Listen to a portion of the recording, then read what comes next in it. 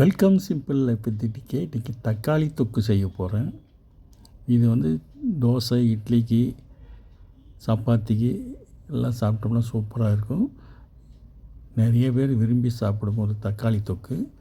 தாளிச்சிடலாம். First எண்ணெயில் கடலப்பருப்பு, உளுந்து பருப்பு, கடுகு, லவங்கம் 2, பட்டை கொஞ்சோண்டு போட்டுடுறேன். பட்டை லவங்கம் சேர்த்தாச்சு. அடுத்தது வெங்காயம் சேர்த்த போகிறேன். வெங்காயம், கறிவேப்பிலை சேர்த்தாச்சு. நல்லா வதங்கிடுது. அப்புறம் இஞ்சி பூண்டு பேஸ்ட்டு 1 ஸ்பூன்னு, அதுவும் நல்லா சேர்த்து மிக்ஸ் ஆகி வதங்கட்டும்.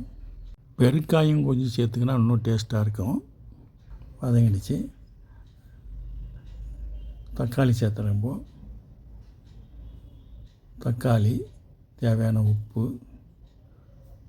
சேர்த்தாச்சு. மஞ்சத்தூள், தனியாத்தூள்,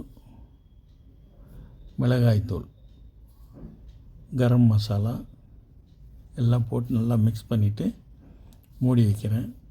நல்லா வேகட்டும். தக்காளி வெந்த அப்புறம் லைட்டாக ஸ்பூன் கரண்டிலே மசிஞ்சு தேவையான தண்ணியை ஊற்றிடுறேன். தண்ணி ஊற்றி நல்லா கொத்தமல்லி போட்டுறேன். கொத்தமல்லி போட்டு கொதிக்க விடலாம்.